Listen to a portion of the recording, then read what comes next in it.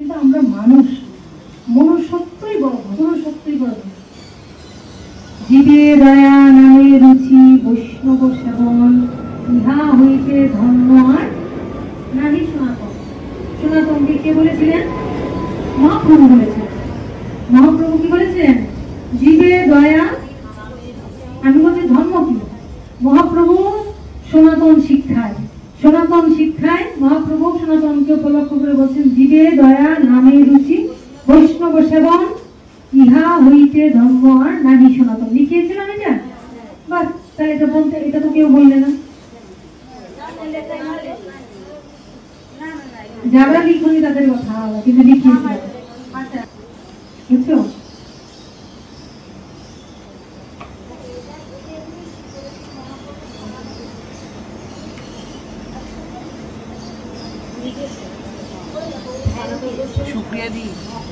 লিখিয়েছিলাম না? এবার গীতায় ভগবান নিজের মুখে বলেছেন ধর্ম মত ভক্তিকৃত ভুক্ত, একমাত্র আমাকে ভক্তি করার নামই হলো ধর্ম। তাহলে ভগবান নিজেও সেটা বলেছেন। কিন্তু আগে বলেছে ধর্ম যদি আমরা সাধ্য দিনে, ওটা অনেক উদ্ধার করব, ওই জায়গায় যদি আসে তাহলে মানুষের মধ্যে হিংসা, বিদ্বেষ, ক্ষোভ, রাগ, দ্বেষ আসবেই না। ভগবান বলছেন ধর্ম মত ভক্তিকৃত ভুক্ত, আমাকে ভক্তি করাটাই ধর্ম। কিন্তু এইটা যদি হয়ে যায় তাহলে মানুষের আর মানুষই থাকবে না, তখন সে ভগবানে একদম লীন হয়ে যাবে। তাহলে এই জায়গায় তো যা অনেক কঠিন ব্যাপার, অনেক কঠিন ব্যাপার। যেই যতই বলো এটা এত সহজ কথা নয়। কিন্তু সাধারণভাবে ধর্ম বলতে আমি বলবো মানুষকে ভালোবাসার নামই হলো ধর্ম। ধর্ম কি? হ্যাঁ হ্যাঁ, মানুষকে মানুষকে মানুষ মানুষকে ভালোবাসার নামই হলো ধর্ম। এটা হলো সাধারণ দৃষ্টিতে তুমি বলবা। যদি কারো দেখো যে কারো ভালোবাসা না, তার মানে কোনো ধর্মই নেই। মানুষকে ভালোবাসার নামই হলো ধর্ম। লিখো, তাড়াতাড়ি লিখবে। মানুষকে ভালোবাসার নামই হলো ধর্ম। আমরা আমাদের বলি নেই কি তো মানুষ না, এরকম আচরণ করছি, তাহলে তার কোনো ধর্ম নাই। তাহলে মানুষ হলে মানুষকে ভালোবাসবে, এটাই ধর্ম। এইবার শোনো, বলছে মানুষকে ভালোবাসার নামই ধর্ম। এবার মানুষকে ভালোবাসার নামই যদি ধর্ম হয়, ভালোবাসায় এখন স্বার্থপরতা হয়ে যায়। কেউ কাউকে ভালোবাসতো মানে তাদের আগে লক্ষ্য করো, মানুষকে ভালোবাসার নামই হলো ধর্ম। যে মানুষকে ভালোবাসে না তার কোনো ধর্মই নেই। কিন্তু ভালো যখন বাসছে, কেউ কাউকে ভালোবাসছে, যেমন একটা এদিকে মন রাখো, মনটা ওদিকে না, মনটা এদিকে রাখবো। একটা মেয়ে একটা ছেলেকে ভালোবাসে, একটা ছেলে একটা মেয়েকে ভালোবাসে, তাই না? কিন্তু ওই ভালোবাসার মধ্যে স্বার্থ জড়িত আছে। যদি বলে না না না এটা তো ভালোবাসে না, ছেলেটার জন্য মেয়েটা পাগল, মেয়েটার জন্য ছেলেটা পাগল, অসম্ভব, হতেই পারে না। একটা ছেলে একটা মেয়েকে নিঃস্বার্থ ভালোবাসতেই পারে না। বাসে কখন? যখন তাকে ভালোবাসতে বাসতে নিজের বলতে আর কিছুই থাকে না। সাধারণত একটা মেয়ে ভালোবাসে একটা ছেলেকে কি, ওই হয়তোবা ওই ছেলেটা দেখতে ভালো লাগছে, হয়তোবা ছেলেটার কথায় ভালো লাগছে, বা ছেলেটাও মেয়েটাকে চাই, বা ওই মেয়েটা মনে করে এই ছেলেটার কাছে গেলে আমি সুখী থাকবো, আমি সুখ পাবো, ও আমাকে ভালো লাগবে। আর ছেলেটা মনে মনে ভাবছে ওই মেয়েটাকে দিয়ে আমার স্বার্থ সিদ্ধি হবে, ওকে আমি ভোগ করতে পারবো, এরকম তো স্বার্থ থাকে। এটা একটা কথা বলবো। তাহলে এখানেও ভালোবাসা নেই। আর আমরা মানুষকে মানুষ যখন ভালোবাসি, তখন ভালোবাসি সাধারণত আমরা কাউকে কেউ নিজের জিনিস দিতে চাই। যেমন যে আজকে যে একজন ভক্ত মনে আশা করে যা দিয়েছে, তো ভালোবাসার থেকেই বলছে, তাই না? কিন্তু বলছে যে আমাদের ভালোবাসা কি সত্যিটা হয়? যখনই কেউ কিছু ভালোবাসছে, যখনই কেউ কিছু উপহার দিচ্ছে, সার্বজনীন ভালোবাসছে, তখন তোমাকে ভাবতে হবে যে কেন সে দিচ্ছে, কি স্বার্থ। আমাদের আগে কিছু স্বার্থ ছাড়া আমরা কোনো কাজ করতে পারি না। কিছু না কিছু স্বার্থ অবশ্যই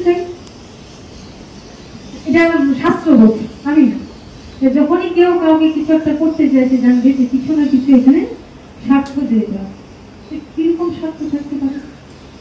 হতে পারে যে আমরা কাউকে কিছু দিচ্ছি, বিনিময়ে সে আমাকে কিছু করবে, আমি একটা কিছু তাকে দিচ্ছি, বিনিময়ে সে আমার জন্য কিছু করবে।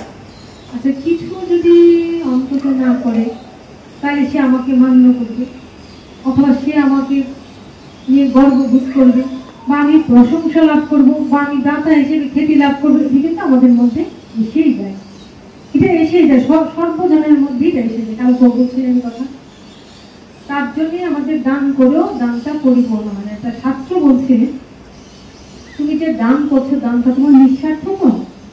বা অনেকে আছেন, আমরা দান করলে আমরা মনে মনে ভাবি আমার নামটা একটু বলে দিবেন, পিছনে বলে দিবেন, বা যদি না বলি তাহলে কিন্তু অন্তরে মনে মনে ভাবি না যে আমি যে একটু করলাম, ওরা কি বিনিময়ে আমার নামটা জানছে, বা আমি যে প্রশংসা, আমি যে জিনিস বুঝতে পারছে তো আমি দিচ্ছি। এটা কিন্তু আমাদের মধ্যে হয়। আমরা দুমুঠো করে খাওয়ালো, মনে মনে আশা করি সে যেন একটু বলে যে আমাকে একটু ভালো করে খাইয়ে। যদি অন্তরে অন্তঃস্থলে এটা না থাকে তাহলে নিঃস্বার্থ ভালোবাসা। কিন্তু যদি অন্তরে অন্তঃস্থলে সেই চাহিদা থেকে থাকে যে আমার নামটা করুক, বা একটু প্রশংসা করুক, বা যাকে দিলাম সে একটু প্রশংসা না করলে বিরক্তি হই, তাহলে সেটা অবশ্যই ভালোবাসা নয়। আর কোনো কিছু করার পিছনে আমাদের আসলে কিছু না কিছু স্বার্থ জড়িত থেকেই যায়। মান, যশ, খ্যাতি, প্রতিষ্ঠা, বা তাকে দিয়ে কিছু করিয়ে নেওয়া, এগুলি আমাদের থেকে যায়। তো সেই ক্ষেত্রে আমাদের ভালোবাসা পূর্ণ হয় না। ভালোবাসা এমনই জিনিস, যাকে ভালোবাসবো তাকে আমি একটা কাপড় কেন, এক মুঠো খাবার কেন, এক বস্তা চাল কেন, তাকে আমি সবই মিলিয়ে দিতে পারি। বা কিছু যদি না থাকে, তার বিপদ আপদে দাঁড়িয়ে তাকে আমরা সাহায্য করবো। এটাই তো মানুষের ধর্ম। মানুষের ধর্মই এটা, মানুষকে ভালোবাসা। বা আমার যা আছে আমি তাকে একটু দিই, আমার অনেক আছে থেকে তাকে দিলেই ভালোবাসা ধর্ম। কিন্তু সাবধান, কিছু দিতে গিয়ে যেন আমার অন্তরে অন্তঃস্থলে যেন ওই অহংকারটা বা কামনাটা না থাকে। আর এটা যদি থাকে তাহলে আমাদের ধর্মটা, যখন আমাদের কোনো কিছু চাওয়া একবারই থাকবে না, যেটা করছি চোখ বন্ধ করে দিচ্ছি, আমার নাম গন্ধ নাই, বা আমাকে কেউ জানলো না, এই জন্য এখন আমরা বলে দিই যে ভক্ত চাইছিল না, বলি যেটা আমি বললাম। কিন্তু দেখা যায় এই জন্যই দানগুলি আগেকার সময়ে আমরা দানগুলি সাকসেস হতো কেন? যে দান করতো সে গোপনে দান করতো। এবং শাস্ত্রে বলেছে, তুমি যখন কিছু দান করবে সাবধান, তুমি যে ডান হাতে দান করছো, বা হাত যেন জানতে না, তুমি ডান হাতে দিচ্ছ, বা হাত যেন বুঝতে না পারো, তাহলে সেই দানটা হলো সাত্বিক দান। কারণ যে দিল সেও কিন্তু জানে না কি আমাকে দিল। হ্যাঁ, আর যে দিল তার মনের মধ্যে তার প্রতি কোনো অহংকার আসবে না, আর এই দানটা হয়ে যায় সাত্বিক দান। যাই হোক, এই কলি যুগে যেহেতু আমরা সেটা পারি না, তাই বলছি আমাদের ধর্ম হয় না। আমরা ভালোবাসতে চাই মানুষকে, যখনই আমাদের কোনোই স্বার্থ থাকবে না, কোনোই চাওয়া থাকবে না, অন্তরে অন্তঃস্থলে কোনো কামনা থাকবে না, তখন সেটা হবে সাত্বিক দান। এবং সেই সাত্বিক দানটাই হলো ধর্ম, সেটাই হলো ঈশ্বরের প্রেম, সেটাই হলো ঈশ্বরকে ভালোবাসা। বর্ষতা স্বীকারের জন্য না, যেমন সে আমার বর্ষতা স্বীকার করবে, সে আমার প্রতি কৃতজ্ঞ থাকবে, সে আমার প্রতি আনন্দ থাকবে, ওইটা ধর্ম। তাহলে বোঝা গেল ধর্ম কি? সহজ ভাষায় ধর্ম হলো ভালোবাসা।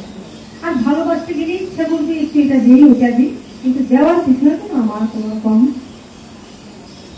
মনে কিছু না, অহংকার না থাকে, কোনো কামনা না থাকে। হ্যাঁ, বুঝবে সেটাই একদম দিল, আর সঙ্গে সঙ্গে তার সেটা ভুলে যেতে হয় যে আমি কাউরে কিছু দিয়ে হয়ে যায়। আর সেটাই হয় ভগবত প্রীতি, এটাই হয় ভগবানের। এটা কি বলছে? ধর্ম। আর যেখানে ভগবানের কথা আলোচনা করা হয় সেটাকে বলা হয় ধর্মশালা, ধর্মালয়, ধর্মশালা বলা হয়, তাই না? কিন্তু দেখা যায় ওখানে আমরা কি হয়, এত সেবা করানোর বিনিময়ে, এত কিছু করানোর বিনিময়ে কি যদি দেখা যায় না করাচ্ছি, আবার আবার পিছন দিয়ে ওদেরকে ধমকা ধমকি করছি, বকার খাওয়া শেষ আর ধমকে দাঁড়িয়ে দিচ্ছি, বকে দাঁড়িয়ে দিচ্ছি। তাহলে এটাকে সমস্যা না? সেবা দিচ্ছি মানে কি? আচ্ছা দেখো, এইভাবে যদি ভাবো, আমি যে গিফটটা দিচ্ছি, আমি যে সেবাটা দিচ্ছি, যদি সে সেবাটা না করতো তাহলে কি আমার সেবাটা হতো? আমার দানটা হতো? আমি যাকে দিচ্ছি জিনিসটা, আমি যাকে দিচ্ছি সেবাটা, সে যদি সেটা গ্রহণ না করতো তাহলে কি আমার এই দানটা হতো? তাহলে বড় কৃতজ্ঞ থাকি যাকে দিচ্ছি সে সেটা গ্রহণ করে। বুঝে গেল? আমাদের ওইভাবে করতে হবে। হ্যাঁ, তোমরা যে কেউ দিতে এই যে ভক্ত গ্রন্থটা দিল, একবার কোনো ভাবেই চিন্তা করলাম যে কিছুজন যখন দিচ্ছি, ঠিক আছে, এখন যখন সেবামূলক ভাব হয়েছে, এই গ্রন্থটা কারো না কারো কাজে লাগতে পারে, সে যখন স্বেচ্ছাই স্বতঃস্ফূর্তভাবে দিয়েছে, আমার কাছ থেকে আমরা গ্রন্থ নিই, কারো একটু মনে হয়েছে সেবার মধ্যে আমি একটু আমার আছে গ্রন্থ, আমি একটু গ্রন্থটা দিল, নিশ্চয়ই কোনো ভক্তের কাজে দেবে, ঠিক আছে। যখন তার দেওয়া জিনিসটা এনে এলো, সেটা যখন অন্য ভক্ত পেয়ে গেল, তখন সেটা কি হয়ে গেল? কারণ এই গ্রন্থটা, এই গীতার গ্রন্থটা এনে যেমন, তো এইগুলো তো কোনো না কোনো ভক্তের হাতে যাবে, তাই না? ভক্ত সেবার কাজে লেগে যাবে, তাহলে তখন সেটা হয়ে গেল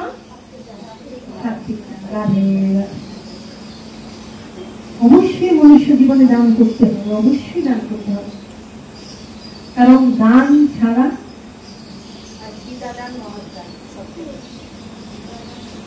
হ্যাঁ, গীতা দান, জ্ঞান দান। অনেকে আছে গীতা নিয়ে তুলে রেখেছে, আগে তোমার তাই করতো ঠাকুরের। আমি কতজনের দিয়েছি, রেখে দিয়েছি, কতজনের নাই, কেন তো আমাদের ছিল আগে গীতা ঠাকুরের ঘরে, ঠাকুরের আসনেই ছিল, লাল কাপড় জমানো, লাল কাপড় জমানো, ফুল তুলছি বেড়াইতে দেন, গীতা খুলে আমরা জীবন খুলে না।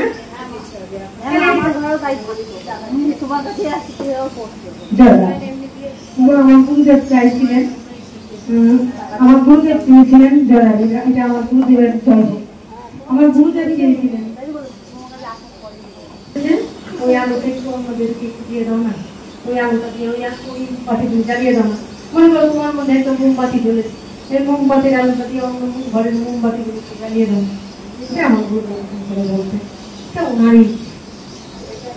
তাহলে বোঝা গেল, অবশ্যই আমরা মানুষকে ভালোবাসি, কিন্তু ভালোবাসার বিনিময়ে যেন আমার অন্তরের মধ্যে কোনো চাওয়া থাকে, বা আমরা যখন দান করবো অবশ্যই আমরা দান করবো, প্রত্যেকে দান করার মনোভাব রাখতে হবে, কারণ দান না করলে মৃত্যুর পরে গতিটা কি হবে?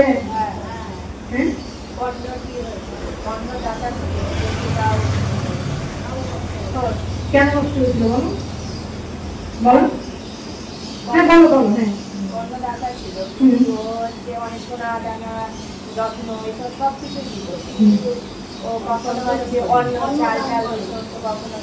একদম, কারণ না ফিরে আসতে হচ্ছে ঠিক। আসলে কর্ম একটু সম্মানের আশা ছিল, কারণ কি তাকে সবাই সারা জীবন তুচ্ছ পাচ্ছিল, দুঃখ কষ্ট দিয়েছে, যার জন্য তার মনে একটা কষ্ট ছিল। তাই সে কি বলছিল? অধর্মের সঙ্গ নিয়েছিল না, অধর্মের সঙ্গ নিয়েছিল। সে যদি ধর্মপথে থাকতো তাহলে অর্জুনেরও ক্ষমতা ছিল না তাকে পরাস্ত করা, অর্জুনেরও ক্ষমতা ছিল, কিন্তু সে ভুল করেছে কি? সে ভুল করেছে ওই অধর্মীদের সঙ্গ করেছে। আর ওখানে দুর্যোধন, দুঃশাসন, সুকরি এত চালাক ছিল, তারা যখন দেখলো যে কর্ণ খুব ছিল যে আমাকে কেউ মানে আমাকে মা সম্মান দিল না, জয় রাধে, আমাকে মা সম্মান দিল না, মা আমাকে কি করলো? অস্বীকার করলো, ভাসিয়ে দিল, মানে অস্বীকার করলো আমাকে, আমার জীবনটা এমন হয়ে গেল। তারপর গুরুদেবের কাছে দীক্ষা নিতে গেল, গুরুদেব তাকে আরো ভুল করেছিল, ব্রাহ্মণের ছেলে হয়ে মানে গেছিল শিক্ষাগুরুর কাছে, সেটাও তো ইয়ে করেছে, ব্রাহ্মণ হয় না, কেন জানতো না, জানতো হয়ে গেছিল না, শিক্ষা নিতে গেছিল শিক্ষাগুরুর কাছে, শিক্ষা নিতে গেছিল। এইটা না, এটা গুরুদেব ভুলে গিয়েছিল, তখন ওই যে বলেছিল না যে ভুল তোমার হচ্ছে এই মন্ত্র তুমি বলতে পারবে, মারা যাওয়ার সময় তুমি এই মন্ত্র ভুলে যাবে না, বলছো কথা ঠিক বলেছে, কিন্তু সে গিয়েছিল গুরুর কাছে শিক্ষা নেওয়ার জন্য, তাই তো? সে গুরুর কাছে গিয়েছিল শিক্ষা নেওয়ার জন্য। এবার গুরুদেব আগের দিনে গুরুদেব কিন্তু পরীক্ষা করতেন, যে আমার একটু গাটা টিপে দাও, আমার পাটা টিপে দাও, আমার সেবা করো। সেবা মানে সুখ বিধান, গুরুদেবের সুখ, সেবা মানে খাবার দাও না, যে কি তুমি মানে কি করে সন্তুষ্ট বিধান করতে পারো গুরু কি। তাই গুরুদেবের সেবা করছিল। সেবা করতে করতে তখন গুরুদেবের সেবা করতে এবং গুরুদেব ঘুমিয়ে পড়ছে, গুরুদেবের চরণ সেবা করেই করছে ওই সময় একটা পোকা এসে অন্যকে কামড় দিয়েছে, এমন কামড়াচ্ছে সহ্য করছে, আমাদের পিঠে কামড়ালে সহ্য করে, আর ওকে এমন কামড়ে দিচ্ছে তার রক্ত গল গল করে বেরিয়ে যাচ্ছে। আর মানে এত ব্যথা হচ্ছে, এত যন্ত্রণা হচ্ছে, আর রক্ত বেরিয়ে যাচ্ছে। কিন্তু সে তখন চিন্তা করতেছে যে আমি যদি পোকাটাকে মারতে চাই হাত দিয়ে তুলে, তাহলে আমার গুরু সবাই ব্যাঘাত হয়ে যাবে, কারণ গুরুকে তো সে চেপে চিন্তা করে কেমন অবস্থা, আমি যদি এখন এটা করতে চাই তাহলে তো গুরু সবার মধ্যে ব্যাঘাত হয়ে যাবে। তাই সে কষ্ট পাচ্ছে, চোখ বন্ধ হয়ে আছে, কিন্তু গুরু সেবা থাকছে না, গুরু সেবা করেই যাচ্ছে। দেখো কত কঠিন পরীক্ষা করে গ্রহিত। সামান্য কি করতে চান, গুরু হলে খুশি হতে, বাবা একটু কষ্ট পেয়েও আমাকে নিয়ে পড়েছে। কিন্তু গুরুদেব বিচার করবে, হ্যাঁ সহ্য করার শক্তি তো ব্রাহ্মণের সন্তানের নেই। ব্রাহ্মণ কিন্তু দেখবো অল্পতে দিতে যায়, ব্রাহ্মণরা দেখবো তো অল্প থেকে তৃপ্ত হয়ে যায় না, পূজা আচ্ছা কাচ্ছা বসে গুছিয়ে টাকাকে চটপট করে দিয়ে যায়। তোমার হচ্ছে ব্রাহ্মণের সন্তান যদি সে হতো, তাহলে তো ব্রাহ্মণের সন্তান হয়ে তার মধ্যে ক্রোধ চলে আসতো, রাগ চলে আসতো, সহ্য করার শক্তি থাকতো না। এতটা সহ্য কি করে করবে, এতটা সহ্য করার শক্তি কি করে? তার মানে সে শূদ্রের বুদ্ধি, কারণ শূদ্র যারা তারা অনেক সহ্য হয়। যেমন সাধারণত দেখো যারা একটু ধনী, যাদের একটু এদের কিন্তু একটু রাগটা চত্বরে হয়ে উঠে যায়। যারা একটু গরিব দরিদ্র তারা কিন্তু সহ্য করার ক্ষমতা ঠিক আছে, আমার সহ্য করতে হবে। এছাড়া তো যার ক্ষমতা আছে সে যখন বিজয়ী হয় তখন জানবে যে ভগবানের কৃপা তার মধ্যে আছে। যে দরিদ্র খুব কষ্ট কিন্তু সহিষ্ণু হয়ে জানবে তার মধ্যে ভগবান আছে। দরিদ্রের যখন সহ্য শক্তি আর না থাকে, আর যে ধনী যার ক্ষমতা আছে তার যদি অহংকার থাকে, তাহলে জানবে সেই দুই জায়গার মধ্যে তখন ভগবান সরে গেছে। যার ক্ষমতা আছে সে যখন ক্ষমতার অপব্যবহার করছে, ক্রোধ করছে, তখন জানবে তার জিনিস আছে ঠিকই, কিন্তু ভগবান ধন দিয়ে তার অহংকারের পরীক্ষা নেয়, আর দরিদ্রতা দিয়ে তার সহিষ্ণুতার পরীক্ষা নেয়। এই দুই জায়গায় পাস তো পাস, ওই জায়গায় দুই জায়গায় ফেল ফেল। পরে তিনি বললেন না তুমি তো ব্রাহ্মণ সন্তান নও, হ্যাঁ তুমি ব্রাহ্মণ সন্তানের এত শক্তি কি করে করলে? তখন আসলে তো কোনো মতো শুদ্র পুত্র ছিল না, ছিল কি? কিন্তু যেহেতু শূদ্রের কাছে লালিত পালিত হয়েছে, তাকে তো স্ত্রী করে চড়িয়ে নিতে হতো। তাই বুঝে শূদ্রের পুত্রের তো ওই শিক্ষা নেওয়া সম্ভব নয়। শূদ্রের পুত্ররা কখনোই ওই শিক্ষা নিতে পারে না। তাই গুরুদেব তাকে, তাই তার মনে কষ্ট হলো, মার কাছে স্বীকৃতি পেল না, সমাজের কাছে স্বীকৃতি পেল না, গুরুদেব তাকে শিক্ষা দিল না, তার মনে অনেক কষ্ট হলো। সে একটা পথ খুঁজেছে। প্রভু ভগবান শ্রীকৃষ্ণ বারবার বলছে অর্জুন যখন একবার বললেন যে তুমি আমাকে কৃষ্ণ সখা, আমি তোমার, তুমি আমাকে ভালোবাসো ঠিক, কিন্তু কোথায় যেন তোমার মনে হয় কর্মের প্রতি তোমার দুর্বলতা দিচ্ছে। ভগবান শ্রীকৃষ্ণকে অর্জুন বললেন কোথায় যেন তোমার মনে হয় কর্মের প্রতি তোমার। তখন কৃষ্ণ বলেছেন যে সখা, আমি তোমার রথ পরিচালনা করছি, আমি তোমাকে সবসময় রক্ষা করে চলছি, আমি তোমার সঙ্গে আছি, তুমি তীর ধনুক চালছো, তোমার তো শক্তি থাকছে। আর কর্ণের কথা ওর পাশে তো কেউ নেই, কিন্তু ওর ক্ষমতা দেখেছ, ওর এই ধনুকের বানে কিন্তু রথ কিন্তু চাকা ডুবে গেছিল। তার মানে কতটা শক্তি, তার মানে কত শক্তিশালী অর্জুনের চেয়েও তার ক্ষমতা কত বেশি। তাহলে অর্জুনের চেয়েও মানে আমি এটাই চিন্তা করছি, ভগবান বললেন এটাই চিন্তা করছি, তার মানে তার কত বড় ক্ষমতা। সে যদি শুধু ধর্মপথে থাকতো তাহলে তার জয় জয় হবে, কিন্তু যেহেতু অধর্মের সঙ্গ ছিল তাই তার বিনাশ হইল। তো ভগবান তখন দেখাইতে চাইলেন যে অর্জুন তো ভগবানের জন্য রক্ষা পেল, স্বয়ং ভগবান তাকে রক্ষা করলেন বলে রক্ষা পেয়ে গেলেন। কিন্তু এখানে কর্ণ যদি আচ্ছা, এখানে কথাটা হলো গুরুদেব কেন তাকে ত্যাগ করলেন, আমাদের প্রশ্ন হয় গুরুদেব এটা ঠিক করলেন না, গুরুদেব কে ঠিক করলেন?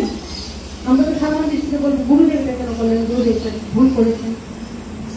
এইখানেই বলছে গুরু হামারি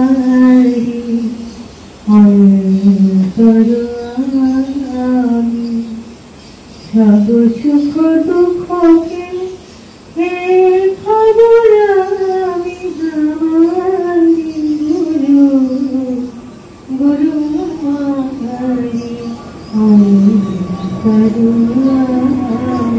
কি বললো? গুরু আমার অন্তর জানে, অন্তরের কথা গুরু জানে। আমরা সাধারণ দৃষ্টিতে বলবো গুরু সেবা যাতে বিঘ্ন না হয় তার জন্য সে এত কষ্ট স্বীকার করলো, রক্ত ভেসে গেল, আর গুরুদেব কি করলেন? তাকে ত্যাগ করলেন। এটা তো অন্যায় করলেন, গুরুদেব অন্যায় করেন, অন্যায় করতে পারেন না। গুরুদেব কেন তাকে ত্যাগ করলেন? গুরুদেব চিন্তা করলেন তার যে শক্তি, তার যে ক্ষমতা, সেই ক্ষমতাটা যদি ধর্মপথে লাগায় ভালো হবে, কিন্তু সেই ক্ষমতাটা সে কি করবে? অধর্মপথে লাগবে। কারণ ওকে যদি ওই দিক ধনুক চালনা শিখায় তাহলে সে কি করবে? অধর্মদের সঙ্গ করে, অধর্মের সঙ্গ করে কি করবে? ধর্মের ক্ষতি করে দেবে। তাই গুরুদেব তাকে বিদ্যাটা দিতে রাজি হলেন না, দিলেন না। তারপরে কিন্তু তার শক্তি অনেক বেশি ছিল, গুরুদেব কিন্তু তাকে দিলেন না।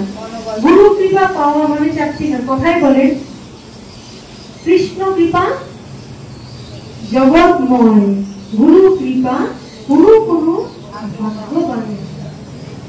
যদি কৃষ্ণের কৃপা সবাই যে পাচ্ছে, তাই সবার মধ্যে সবাই এখানে যারা আছে প্রত্যেকেরই কিছু না কিছু একটা গুণ আছে যেটা সে ভালো জানে। যেমন সবার মধ্যে কিছু না কিছু আছে, কেউ রাখতে জানে, কেউ গাইতে জানে, কেউ কৌতুক করতে জানে, হ্যাঁ, কেউ কিছু ভালো সেলাই করতে পারে, কেউ ভালো ঝগড়া করতে জানে। এটাও ভুল, এটাও ভুল, বুঝছো? সহজে সেই গুণ না থাকলে এত ঝগড়া করতে পারবে না, কারণ এই যুদ্ধের মধ্যে তো ঝগড়ার দরকার পড়ে। হ্যাঁ, যাই হোক, এটা একটু মজা করছি। তো কথা হলো, তো গুরুদেব তখন চিন্তা করলেন যে ওকে যদি ধর্মপথে নিয়ে তাকে বিরাট ক্ষতি হয়েছে, সুতরাং ওকে তো ধর্মপথে রাখা যাবে তাই শিখালেন না। শিখানোর পরও যদি তার এত গুরু ভক্তির জন্য সে কিন্তু গুরুর প্রতি খুব নেই, কারণ মনের প্রতি খুব কষ্ট হলো, নিজের প্রতি ভিক্ষা পাচ্ছে, তাই গিয়ে সে অধর্মের সঙ্গ নিল। আর ওখানে কি করেছে? ওখানে যখন গেল, কোথায়? কৌরবদের কাছে যখন গেল, তখন দুর্যোধন কি করলো? তাকে দুর্যোধন তো সব ঘটনা জানে, আর দুর্যোধন তো জানে দুর্যোধন দুঃশাসন তখনই জানো যে কোন কিছু করছে, বুঝতে পেরেছে। এবার এটা দেখো কিভাবে দুষ্টামি করা যায়, কিভাবে কখনই ছিল না, কখনই ছিল না। ফলের সূর্যপুত্র ছিল,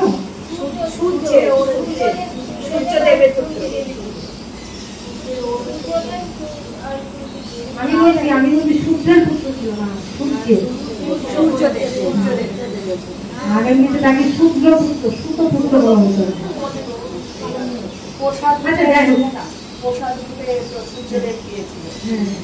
এবার কি হলো? ওখানে যখন বসলো, কোথায়? কৌরবদের কাছে যখন গেল, তখন কৌরবদের কাছে যখন জানতে চাইল, যখন বুঝতে চাইল, তখন নিতাই গৌর এখানে কি হলো? কৌরবরা বললো কি? কৌরবরা বললো যে তাকে সখা বলে মানলো, তাকে বন্ধু বলে মানলো। আর এইখানে কি করলো? এখানে বুঝতে পারলো না, বুঝার ভুল হয়ে গেল। কৌরব যখন তাকে বন্ধু বলে মানলো, তখন কিন্তু কে কে কে মানলো না? কর্ণ কর্ণ মানল না। কর্ণ বললো যে না, আমি ছলনা, আমি ধর্মের বিরুদ্ধে, যুদ্ধের বিরুদ্ধে না, আমি যুদ্ধ করতে রাজি, কিন্তু আমি ছলনা মানতে পারবো না, আমি ছলনা মানতে পারবো না, আমি ছলনার মধ্যে যাব না। কিন্তু দুর্যোধন এত চালাক দুর্যোধন যখন বুঝতে পারলো যে কর্ণকে তো আমাদের দলে নিতে পারবো না, শকুনি যখন বলছিল, যখন দুঃশাসন করতেছিল যে তোমাকে তো এরকম এরকম দিয়েছিল, তোমার কেমন মজা হতো, মা তো এরকম মাছিয়ে দিয়েছিল, এই করছিল, তবু কিন্তু কর্ণ রাজি হয়, কোনোভাবে রাজি হয়নি। বলছেন যে আমি ছলনা, আমি যুদ্ধ করতে, আমি বীর যোদ্ধা, আমি যুদ্ধ করতে রাজি, কিন্তু আমি কিছুতেই ছলনা করানো রাজি হব। তখন তাড়াতাড়ি কি করলেন, ওই দুর্যোধন কি করলেন, দুঃশাসনকে ধমক দিলেন, দিয়ে কর্ণকে বললো না বন্ধু, তোমাকে ওরকম করতে হবে, হ্যাঁ ছলনা করতে হবে না। তাকে খুব তার প্রতি সিম্পেথি গ্রো করিয়ে পরে বলছে আচ্ছা বলো আমি করবো, তুমি যদি না চাও আমি রাজ্যে বসবো, আমি সন্ন্যাসী হয়ে যাবো। কে বললো? দুর্যোধন সন্ন্যাসী হয়ে যাবে। তখন দেখলো কর্ণ দেখলো কত ভালো আছে, এরকম এরকম করে তার সিম্পেথি গ্রো করিয়ে লাস্টের দিকে বললো যে আসলে দেখো তো আমাদের এরকম ভাবে ঢুকিয়েছি, আমাদের এরকম করে ঢুকিয়ে যুধিষ্ঠির এরকম লোকজন ওদের পুষের কথা বললো, কৃষ্ণের পুষের কথা বললো। তখন তার ভিতরে আমরা তো যুদ্ধ করতে চাইনি, উল্টা ভাবে বুঝেন। আর কর্ণ সেই ছলনা করবে না বললো, কর্ণ কিন্তু ওদের ছলনাটা বুঝতে পারলো না যে দুর্যোধন ছলনা করলো। কর্ণ ছলনা করতে চাইলো না, কিন্তু পরোক্ষ ভাবে কিন্তু দুর্যোধনই ছলনা করে ওকে তার পথে। এখানে কর্ণের দোষ ছিল না, কর্ণ বুঝতে পারলো না, কর্ণ নিজেই কিন্তু ওই দুর্যোধনের ছলনার শিকার হয়ে গেল। আর যে দুর্যোধনের ছলনার শিকার হয়ে গেল তার মানে অধর্মের মধ্যে পা দিয়ে দিল, আর অধর্মের মধ্যে পা দিল মানে তখন তার মৃত্যু হয়ে গেল, মৃত্যুর পথে তার পাওয়া গেল। কিন্তু আজ যদি সে আর দুর্যোধনের পথে না গিয়ে পড়েই থাকতো, তথাপি কিন্তু তার কোনো কিছুই ক্ষতি হতো না। কিন্তু কি হলো, কর্ণ কোনোভাবেই বুঝতে পারলো না। কর্ণ বুঝতে না পারে কি করলো, দুর্যোধনের বন্ধু বলে মিত্র বলে তার গলা মিলালো, গলায় মিলিয়ে তখন তাকে বসিয়ে দিল। কিন্তু দুর্যোধনের ইচ্ছাটা ছিল, দুর্যোধনের ইচ্ছাটা কি ছিল, দুর্যোধন মনে ভাবলো যে কর্ণকে যদি আমাদের পক্ষে না নিই তাহলে আমরা তো কাউরি পাবো না, কারণ শ্রীকৃষ্ণ হলো তার পক্ষে, শ্রীকৃষ্ণ তার পক্ষে, পাণ্ডবদের পক্ষে। শ্রীকৃষ্ণ যখন তার পক্ষে, তাহলে অন্তত পক্ষে কর্ণকে আমাদের দলে নিতে হবে, নাহলে জিততেও পারবে না। এখানে ভগবান দেখাতে চাইলেন যে কর্ণ কিন্তু যোদ্ধা ছিলেন, কর্ণ কিন্তু যোদ্ধা ছিলেন, কিন্তু কর্ণ ওই দুর্যোধনের পক্ষে করে গেলেন।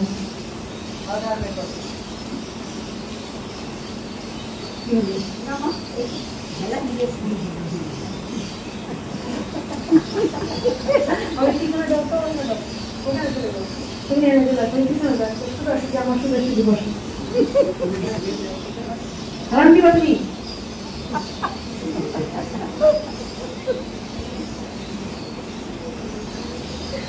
সত্যি সত্যি তুমি হারাম দিতে চাইছো তো? না সত্যি সত্যি হারাম দিতে চাইছিল তো, নাকি অন্য কিছু?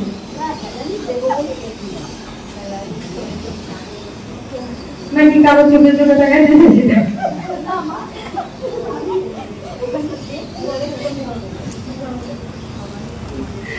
ঠিক তো? এরকমই তো দেখো ভক্ত যেটা বলছে ধরে দিয়ে জয় রাধে না, তুমি হেলা দিতে যাও না, আমি ওদিকে দেখতে পাবো।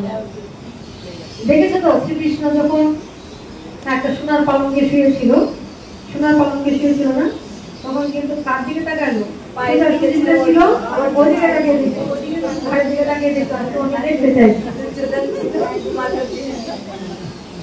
দুর্যোধন ছিল মাথার দিকে, উল্টা দিকে ফিরে তাকানো, ওদিকে তাকালে দেখতে পাবো।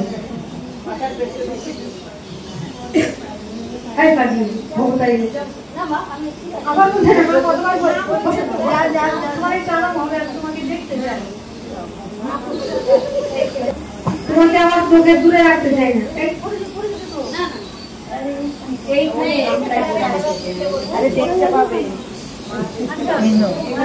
অমৃত একটু এদিকে আসো, আমি ওরে আমার চোখের মধ্যে রাখতে চাই।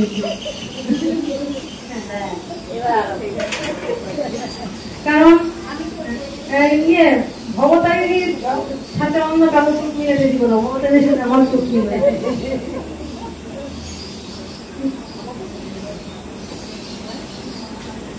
সোজা বসো, সোজা বসে দিকে ঘুরে বসো, জয় রাধে। সোজা সোজা অ্যাবাউট টার্ন, অ্যাবাউট টার্ন, একদম সোজা।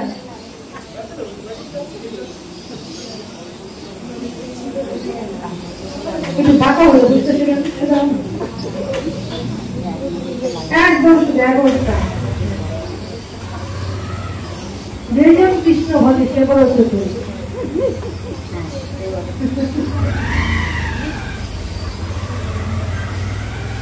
আচ্ছা রাধে রাধে। হ্যাঁ, এবার আমিও তোমাকে দেখতে পাচ্ছি, এবার তাকালে তুমি আমার চোখে চোখে, বুঝছো? আমার চোখ থেকে পাওয়ারটা তোমার চোখে যাবে, আর তোমার থেকে ধীরে ধীরে ধীরে আমার দিকে আসবে, আমি এটাকে ভস্য করে দেবো।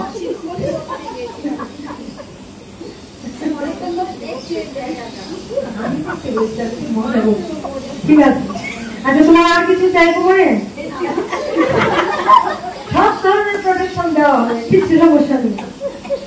আমি ওখান থেকে আমাকে তোমার পিছনে প্রোটেকশন দেবো, সত্যি বানিয়ে রেখেছে আমার পিছনে হেলাম দেওয়ার জন্য, তুমি চাইলে ওগুলো দিয়ে দিবে, কিন্তু ক্লাস করতে হবে আমার দিকে তাকিয়ে। রাধে রাধে। আচ্ছা এইবার আমরা, আমার দিকে ভালো লাগছে তো? আজকে ভবতারিণীর সঙ্গে মজাটা বুঝছি। হ্যাঁ, ভবতারিণীর নামটা মাঝে মাঝে বলি টুম্পা, ও তখন বলে না মা ভবতারিণী, আর কিছু না। জয় রাধে। হ্যাঁ, এবার আমরা কোন জায়গায় ছিলাম? এই জন্যে কর্ণ কি হলো, তো এখানে দেখা গেলেন যে ভগবান শ্রীকৃষ্ণ দেখাতে চাইলেন যে আমি এই জন্য করে দিই না, দুর্যোধন ছিলই দিই আর অর্জুন ছিলই দিই, একদম সুন্দর আসলে যাবো সবার আগে আরো চোখ পড়ার জন্য সামনে হাত তারা দেখতে পারবো না, পিছনটা চোখ পড়বো, বুঝছো? রে রে যাচ্ছে রে।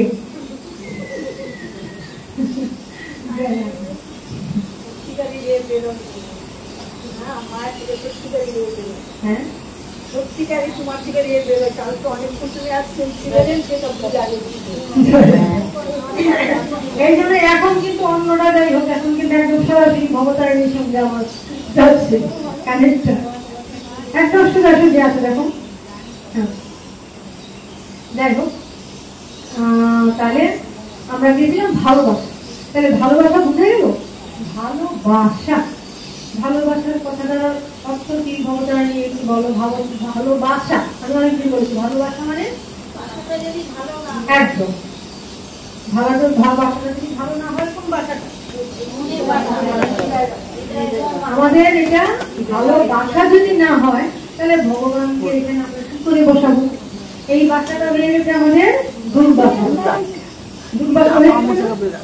দুর্বাসনায় এখানে যারা আছে কাম, ক্রোধ, লোভ, মদ, মোহ, মাৎসর্য, দুর্বাসায় এখানে ভরে আছে। তাই ওইটাকে আমাদের ভালোবাসা করতে গেলে কি করতে হবে? ভালোবাসা করতে গেলে কি করতে হবে? ভালোতে বাস করতে হবে। ভালোতে বাস আমরা কখন করতে পারবো?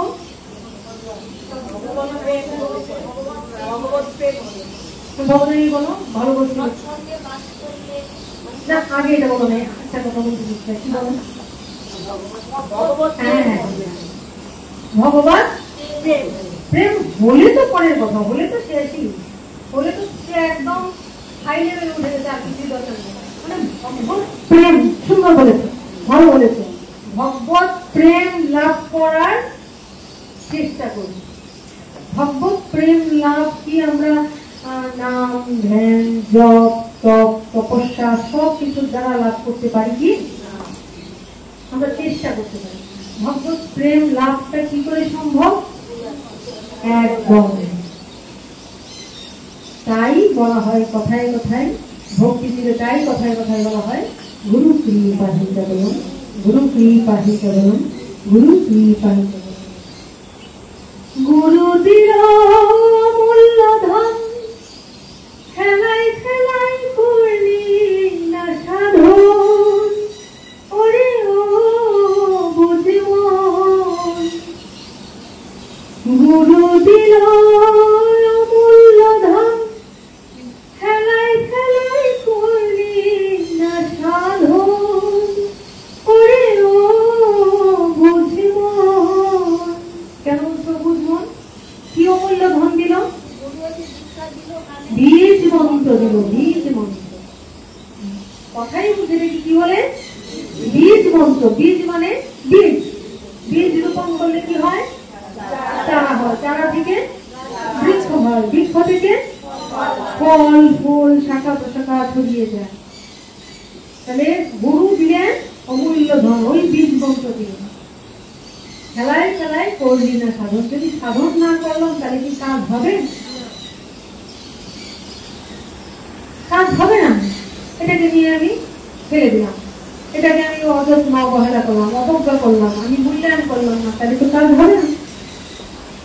বীজ মন্ত্রটা গুরুদেব আবার বলছেন, জয় জয় শ্রী গুরু প্রেম কলপতরু, জয় জয় শ্রী গুরু প্রেম কলপতরু, অদ্ভুত যাহা তো প্রকাশ, অদ্ভুত যাহা তো প্রকাশ। কি বলেছে?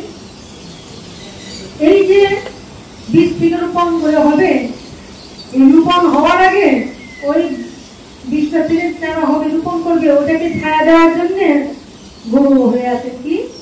জয় জয় শ্রী গুরু প্রেম ও কল্পতরু। কল্পতরু হয়ে কিন্তু তাকে রক্ষা করেছেন, রক্ষা করছেন কিন্তু তাকে।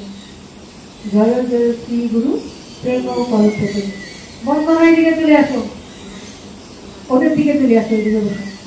আর চেষ্টা করো আমরা গাছি করে আমরা সবসময় একটা আধ্যাত্মিক ক্লাস করি। শোনো, তুমি যখন আসতে বলে আমি চেষ্টা করবো আধ্যাত্মিক ক্লাসটা ধরা দেবো, তাহলে আরো একটু ভালো হবে। ঠিক আছে? রাধে রাধে। তো কি বললাম? আচ্ছা, জপের কথা যখন বলছি, জপ করো তো রেগুলার রেগুলার। তো হ্যাঁ থাক, কথা বলছি, কিন্তু চেষ্টা করবা আধ্যাত্মিক ক্লাসটা ধরার জন্য, জানো? তো এখানে বলছে জয় জয় শ্রী গুরু প্রেম ও কল্পতরু। তাহলে কল্পতরুটাকে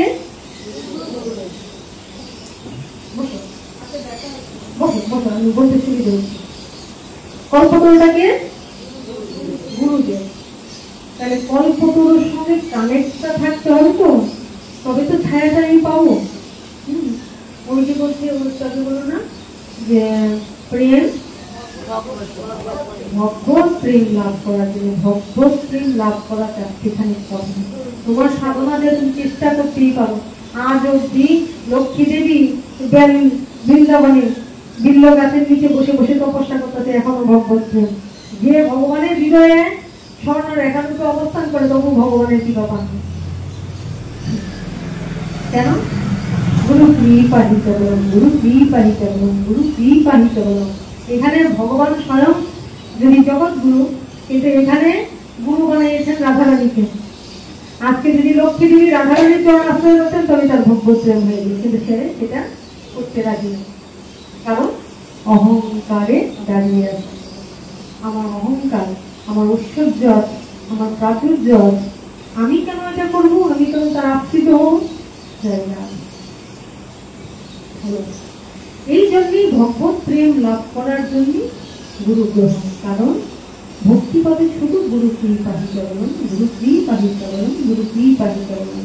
যদি কেউ গুরুর চরণ আশ্রয় করে একদম সম্পূর্ণ রূপে, দীক্ষাকালের শিষ্য যখন গুরুর চরণে করে আত্মসমর্পণ, ভগবান তখন তাকে করে আত্মসমর্পণ যদি করে নেয়, তবে তার আর কোনো ভয় নেই, ভয় নেই, ভয় নেই।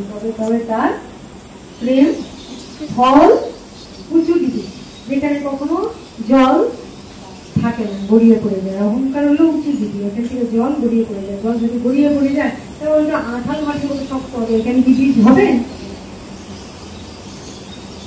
গুরু কৃপায় তখন তার আমার মানে যখন অপারেশন হয়েছিল তখন অতীতে নিয়ে গেছে, তখন চিঠি দাবি ফোন করেছে, মানে আমাকে অজ্ঞান করেছে, আমাকে সেলাই করেনি, তার আগে আমি শুধু গুরু মানে ঘুমে যাচ্ছি টেনশনে, গুরুর নাম করছি, আমার জ্ঞান এসে আমার বাড়ির এত এটা মনে এটা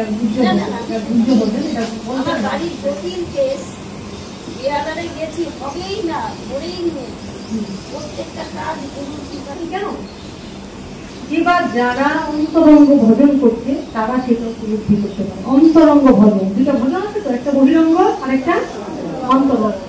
যারা বহিরঙ্গ ভজন করছে তারা ভগবান ভগবান ভগবান ডাকছে, ঠিকই ভগবান তো কৃপা করবেনি, করছেনই, কিন্তু ভগবান বলছেন আরে আমারও সাধ্য নাই, ওই কৃপার দিকে কৃপা মুখে গুরু। কেউ যদি গুরুর হৃদয়ে স্থান পেয়ে যায়, কেউ যদি গুরু যদি মনে মনে তাকে স্মরণ করে আনন্দ পায়, তুমি জানবা যে ভগবানের কৃপাটা তোমার উপর গড়িয়ে চলে আসে। কারণ ভগবান বারবার বলেছেন অহম ভক্ত পরাধীন, আমি ভক্তাধীন। তুমি যখন গুরুর চরণ আশ্রয় করেছো, এইবার যদি তোমাকে নিয়ে ধরো, একটা কথা বলছি, সব গুরুরা কখনো তো ভুল করবেন না, করেন না। যদি গুরুদেব তোমাকে ভুল পথে পরিচালিত করেও, কিন্তু তুমি যদি বিচার না করো, ধরো গুরু বলছে এই পথে যাও, তুমি দেখতে পারি এই পথটা সঠিক, তাহলে এটা একটা কথা বলছি তোমার বিচার তো অবশ্যই করবে। কোথায় কোথায় বিচার করবে, কোথায় কোথায় বিচার করবে, সবার সঙ্গে বিচার করবে। যখন তুমি দীক্ষা দিবে, গুরুচরণ আসতে যাবে, তখন তোমার বিচার করা বন্ধ করে দিতে হবে। ধরো তোমাকে তুমি দেখতে পারি এটা তো ঠিক, কিন্তু গুরুদেব আমাকে উল্টা দিকে দেখাচ্ছে। কেউ যদি মনে মনে দিন আমি গুরু ভক্তি করতে অর্ডার করছি, সেটা না, সে যদি ডাকতে হবে গুরুদেব ওইটাই বলতেছে আমি ওইটাই করবো, যখন সেই পথ নিবে মনে করতেছে এটা দিলে তো তার বিপদ হতে পারে, ভগবান স্বয়ং ভগবান তাকে রক্ষা করবে। আর যে জ্ঞান চক্ষু দিয়ে মনে মনে ভাবতে দিচ্ছি গুরু মনটা ভুল করে রেখেছে, তাহলে আমি ওইটা করি, জ্ঞানের ভিতর দিয়ে সে নিজের রক্ষা করার চেষ্টা করছে, ওখানে ভগবান নাই, তাই সে ভক্তিপথ থেকে ধরে সেখানে ভগবান ধরে আসে, বলে তুই গুরু বাক্য লঙ্ঘন করে গেছি, তুই তোর ভজনটা যদি করে আগাতে চেষ্টা করছিস কিন্তু গুরুর হাতটা তোর মাথা থেকে সরে গেল, তাহলে রৌদ্রের তাপ আর বৃষ্টির ঝড়ে নিয়ে তোকে সহ্য করতে হবে। আর যখনই ওই জায়গার মধ্যে সে মাথা ইয়ে করে যায়, তখন গুরু তাকে ওই পথে পরিচালিত করুক, স্বয়ং ভগবান তাকে রক্ষা করবে। ভগবানের ঈশ্বরের এটা যার যার, এটাকে বলে আধার। যে এটা মানতে পারছে, যে বুঝতে পারছে, তার মানে আধারটা তার ভালো। আধার মানে পাথর।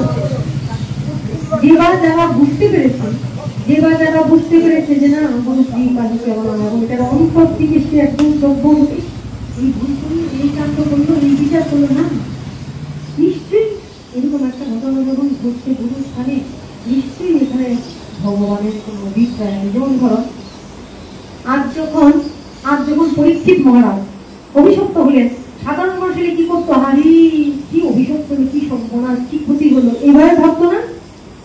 কিন্তু যারা যারা ভক্ত ছিল, তারা যে বিভিন্ন জায়গায় বসেছিল, হ্যাঁ, এক একজন পাহাড়ে, এক একজন কন্দরে, এক একজন বনে, এক একজন জলে, যে যেখানে সাধনা করছিল, সবাই তো সভ্য না। আমরা এতদিন ধরে সাধনা করছি কেন? আমরা এতদিন ধরে সাধনা করছি ভগবানকে পাওয়ার জন্য। কেউ জলের মধ্যে এতটুকু গলা জল পর্যন্ত ডুবিয়ে সাধনা করছে, কেউ বনের মধ্যে গিয়ে কঠিন তপস্যা করছে, বাঘ সিংহ সব ভয়ে সাধনা করছে, কেউ পাহাড়ের গুহায়, দেখো ওই গুহার মধ্যে বিষাক্ত সাপ থাকতে পারে, ওখানে সাধনা করছে। যেদিন পরীক্ষিত অভিশপ্ত হলো, সাধারণ মানুষের বলে সভ্য না, কেন অভিশপ্ত হলো, নিশ্চয়ই কোনো পাপ ছিল। তারা বললো হ্যাঁ হ্যাঁ আমরা কেন শুষ্ক, রাধে রাধে, তারা চিন্তা করলো আমরা কেন শুষ্ক সাধনা করছি, একা একা বসে বসে নির্জনে বসে বসে ভগবানের নাম ধ্যান জপ করছি, ভগবানকে ডাকছি, এই কঠিন তপস্যাকে এইদিকে মন দাও, কনসেন্ট্রেশন ওইদিকে দিও না। তারা ভক্ত ছিল, তারা কিন্তু কঠিন তপস্যা করছিল। কে? বশিষ্ঠ, হ্যাঁ, এই নারদ ছিল, বিনা যন্ত্রে নারায়ণ নারায়ণ করছে, নারদ পর্যন্ত বেরিয়ে এলো যে হরিনাম ঘুরে বেড়ায়।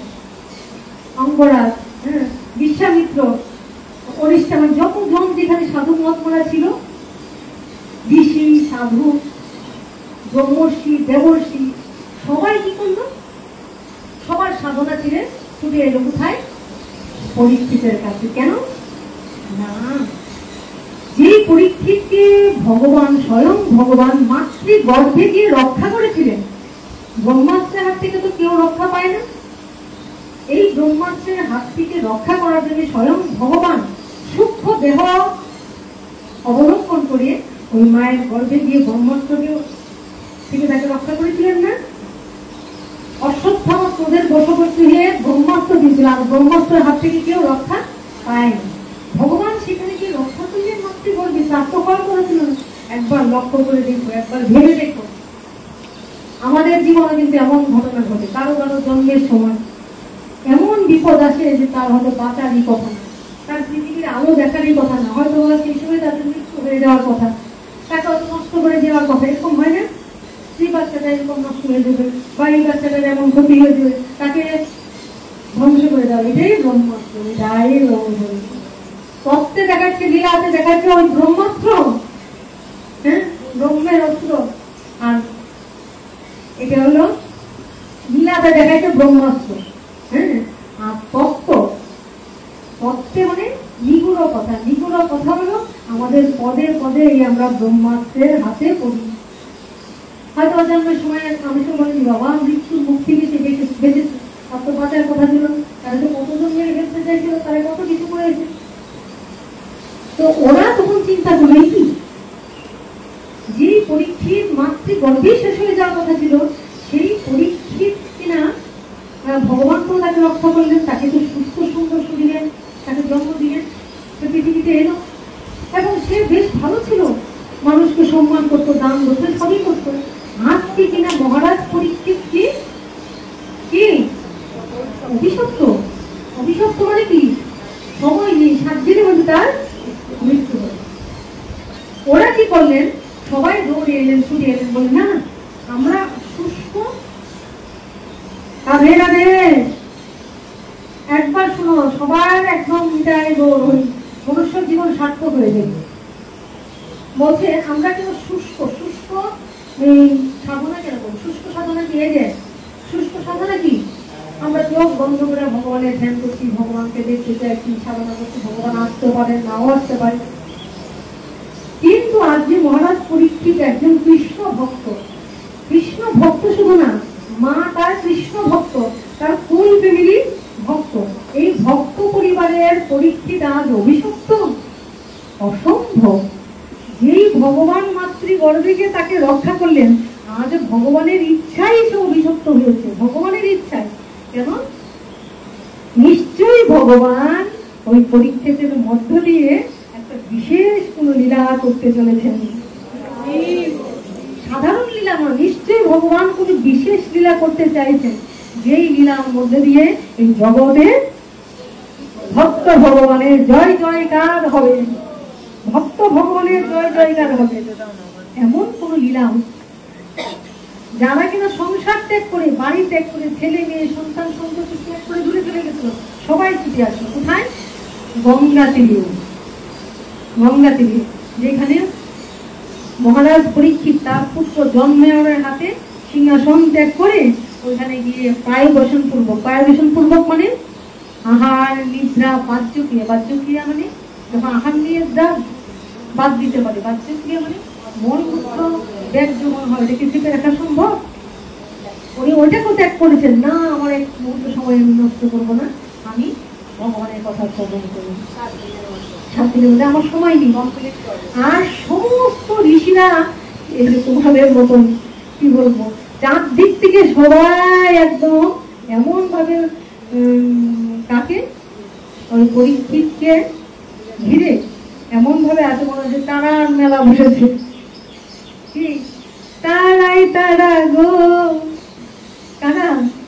তারাই তারা গো, ওই যে তারাই তারা গো। কোন তারা? বৃন্দাবনে ছিল যারা, তারাই তারা গো, ওই বৃন্দাবনে ছিল যারা, তারাই তারা গো। যারা বৃন্দাবনে ভগবানের ভজন করেছে, এই কলিযুগে ছিটে পড়েছে, নানান দিকে ছিটিয়ে পড়েছে। এবার তারা কি করছে? তারা তো হরি কথা ছাড়া থাকতে পারবে না। প্রত্যেকে আসতেছে, যারা বৃন্দাবনের ধূলিকণিকার মধ্যে ছিল, তারা তো কৃষ্ণ কথা ছাড়া বাঁচতে পারবে না, কারণ কৃষ্ণ কথা হলো তাদের কৃষ্ণকে পাওয়া। তারাই ছুটে বেড়ায়, কোথা যায়? এই বুকে জ্বালা যন্ত্রণা। কেন জ্বালা যন্ত্রণা? কারণ তোমার কথায় কেহ তো বলে না, পরে শুধু মিছে কোলাহল। তোমার কথায় কেহ তো বলে না, পরে শুধু মিছে কোলাহল। সুধা সাগরের তীরেতে বসিয়া পান করে শুধু হলাহল। সুধা সাগর কি? কুকুর, বিড়াল, পশু পক্ষী অবস্থায় ভগবানের কথা বলতে পারবে? শ্রবণ করতে পারবে? উপলব্ধি হবে? মনুষ্য দেহটা পেয়েছিলাম হরি ভজনের জন্য। সুধা অমৃত পান করবো। সুধা এই অমৃত পান করা নয়, যে অমৃত পান করলে মরা মানুষ বেঁচে যায়। কারণ মানুষ জেনে যায় মৃত্যু একদিন হবেই, মৃত্যুর জন্য ভাবতে হবে না। জীবিত থেকে কৃষ্ণ নাম অমৃত সুধা পান করে হৃদয় গৌর হরি। আমরা বীর সন্তান, মরতে হয় মরবো, যতক্ষণ বেঁচে আছি ততক্ষণ লড়বো। কি করে? কৃষ্ণ নামের জন্য আন্দোলন করব। আমার ঘরে কৃষ্ণ কথা বলতে দিবে না, কৃষ্ণ স্থানে যেতে দিবে না, ওদের সঙ্গে আন্দোলন করবো। হরিনামের মিছিল করবো, হরিনাম করে যাত্রা, শোভাযাত্রা বের করবো। কারণ আমরা জানি আমরা মৃত্যু হবে একদিন। তা আমরা কুকুর বিড়ালের মতো মরবো? রাস্তাঘাটে কুকুর চলতে থাকে, খেতে থাকে, বাচ্চা হতে থাকে, হঠাৎ করে তারা সন্তানাদি মরে যায়। আমরা কুকুর বিড়ালের মতো মরবো না। আমরা কার মতো মরবো? হরিদাস ঠাকুর বলেছিলেন কি? মহাপ্রভুরে বলেছিলেন না যে আমি মরতে চাই, কেমন ভাবে মরতে চাই? তোমার আগে যেতে চাই। তুমি যে আমার আগে চলে যাবে এই দিন আমি নিতে পারবো না, কিন্তু প্রভু আমি কুকুর বিড়ালের মতো মরতে চাই না। কেমন ভাবে মরতে চাই? হরিদাস কি বলেছিলেন? জিউ ভাই উচ্চারিব আমি শ্রীকৃষ্ণ চৈতন্য নাম। এই জিউ ভাই উচ্চারিব আমি শ্রীকৃষ্ণ চৈতন্য নাম। ওই নামের সহিত এই পরাণ আমার হইবে উৎকীর্ণ। নাম বলতে বলতে আমি চলে যাব। আর কিভাবে? এই নিজের চোখকে বলছিল হরিদাস ঠাকুর, ওরে চক্ষু, আর কোনোদিন এই চোখ পাস কি না পাস? তাই নয়ন ভরে ভ্রমণ কি করে?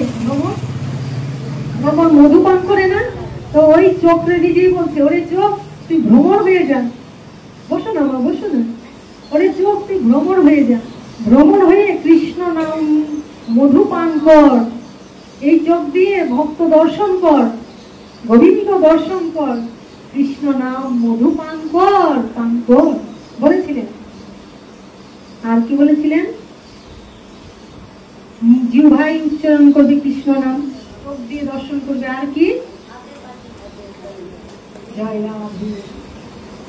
হাত তালি দিয়ে দিয়ে হরিনাম করবে। আর কি বলেছিলেন? চারপাশে আমার ভক্ত পরিবৃত থাকবে, আমি ভক্ত দর্শন করতে করতে মৃত্যু হবে। কৃষ্ণ দর্শন করলে তো ভালো, কৃষ্ণ দর্শন তো চারটিখানে কখনো। কৃষ্ণ দর্শনের যাতে কৃষ্ণ ভক্ত যদি দর্শন হয়, তাহলে তুমি ভগবান প্রাপ্তি হবেই হবে। তারই জন্য গুরু কৃপা হিজলা। আমরা গুরুকে কেন ধরি? যদি গুরুকে স্মরণ করতে করতে আমাদের মৃত্যু হয়, তাহলে আমরা কৃষ্ণ প্রাপ্তি হব। তাহলে আজ যখন পরীক্ষিতে অভিশপ্ত হলেন, তখন কি হলেন? সবাই ছুটে এলেন কোথায়? গঙ্গা তীরে। চারদিকে মনে হয় তারার মেলা বসেছে, সবাই বসে আছে। আর সবাই তখন কি জানতে চাইছে? যে কি করলে, আমরা কি করলে অল্প সময়ের মধ্যে ভগবত প্রাপ্তি হবে। অনেকে অনেক কিছু বলছে, যজ্ঞ করো, তপস্যা করো, ধ্যান করো, বিভিন্ন কিছু গ্রন্থাদি করো, তীর্থে তীর্থে ভ্রমণ করো, তোমার তো সময় কম, যাও তীর্থে। অনেক কিছু চিন্তা করেন না, এইগুলি মন ভরছে না। এখন আমি এই 7 দিনে আমি কত তীর্থ ঘুরবো, তীর্থ তো আমার ঘোরা হবে না। আমার মন এখন চঞ্চল, তীর্থে ঘুরলে আমার মন শান্ত হবে, শান্ত হবে না। যজ্ঞ করো, যজ্ঞ কি করে করবো, আমার মন অস্থির, যজ্ঞ সঠিকভাবে নাও হতে পারে না। বলছে দান করো, আমি কত দান করবো, কি দান করলে দান ঠিক হচ্ছে কিনা কি করে জানবো, মন শান্তি হচ্ছে। ভক্ত চাইছেন, আর এতজনকে বলছে হ্যাঁ গো তোমরা তো তপস্যা করছো, হ্যাঁ গো তোমরা তো কত কত তপস্যা করছো, আমাকে একটু পথ দেখাও না, এই 7 দিনের মধ্যে আমি কি করে ভগবত চরণ লাভ করবো, তোমরা আমাকে একটু বলে দাও না। কেউ বলতে পারছে না। এবার তার ক্ষুধা, বলছে জনজাগতিক দুনিয়ায় যদি কারো ক্ষুধা হয় তখন খাদ্য পেতেও পারে, নাও পেতে পারে। কিন্তু আধ্যাত্মিক জগতের যদি কারো ক্ষুধা সত্যিকারের হয়, আর যদি সে কি নিরপরাধী হয়, সে যদি নিরপরাধী হয় তবে এটাই গৌর হরি। তাহলে ভগবত কৃপা তার মধ্যে নেমে আসবে। তার মনে স্থির করছে আমার তো সময় নিয়ে আমি কি করবো, তখনই ভগবত ইচ্ছায় এই এক ভাগবত বলছে, এই ভাগবত কি যদিও বলে না, কিন্তু জড় ভাগবত তো অবশ্যই চিন্ময় ভাগবত, কিন্তু এই ভাগবতের ক্ষমতা আছে সবাইকে পৌঁছে দেওয়া। কেউ তো নিয়ে ভাগবতকে ঘরে তুলে রাখছে, কেউ হয়তো পড়ছে কিন্তু পড়ে হৃদয়ঙ্গম করতে পারছে না, রস নিতে পারছে না। কারণ এই যে রসটা টিপে যে রসটা নির্যাস, রসটা যে পান করবে এই রস তো পান করতে পারছে না।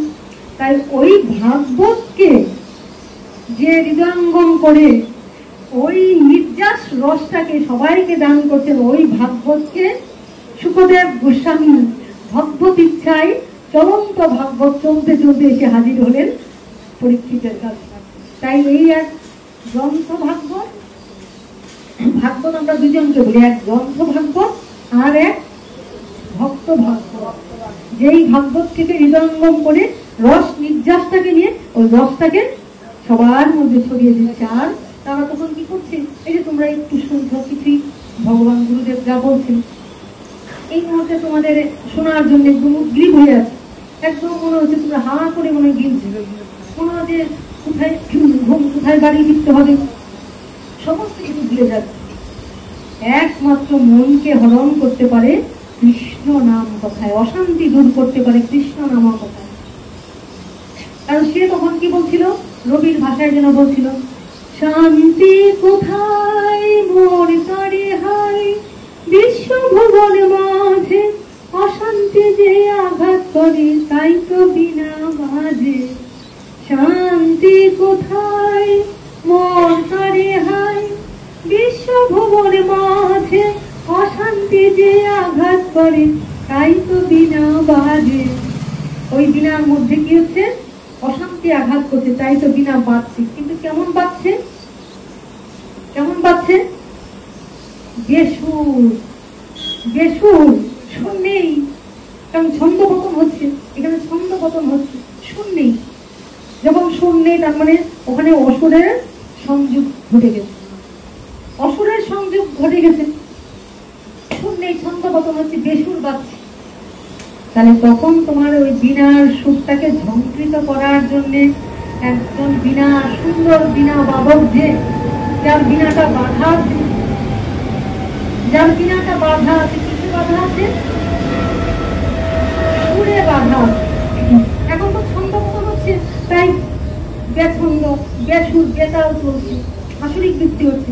এবার যার বীণাটা বাধা আছে সুরে, তাহলে সেখানে বীণাটা যদি বাধা থাকে তাহলে তাকে ঝংকার দিলে কি হবে, সুর আসবে।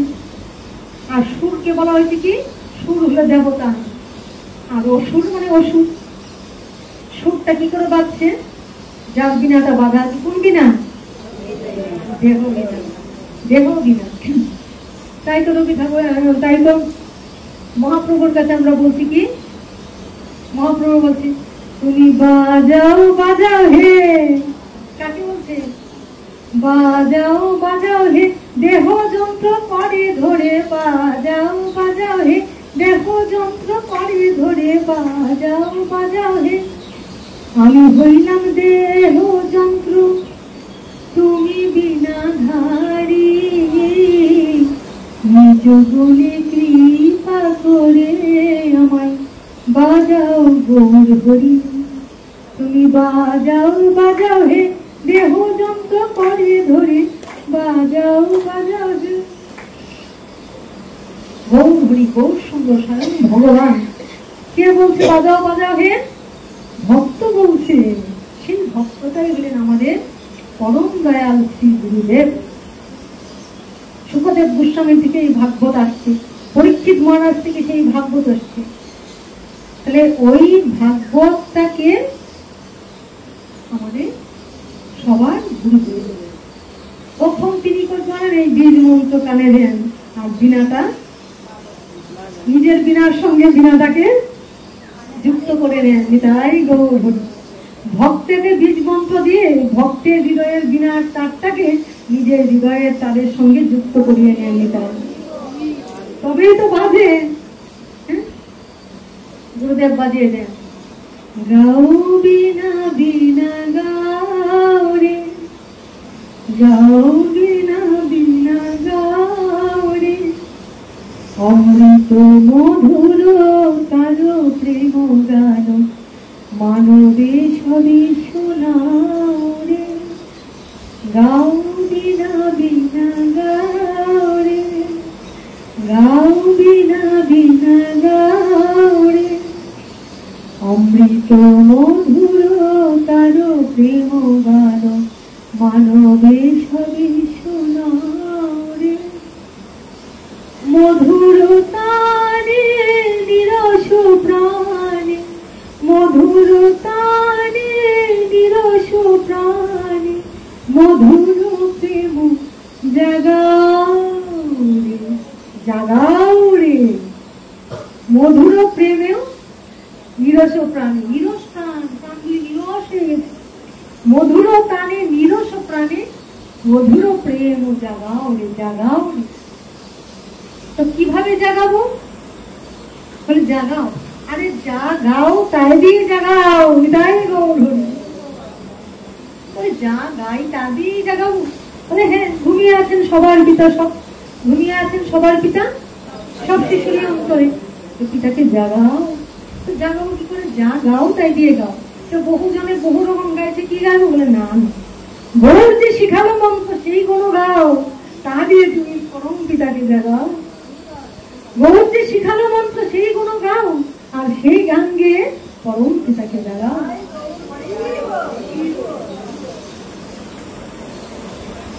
গৌরটাকে, তিনি তো পরম পিতা।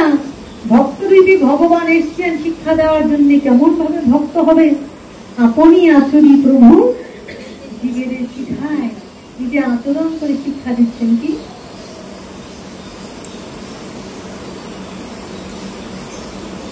নিজে শিক্ষা দিচ্ছেন না?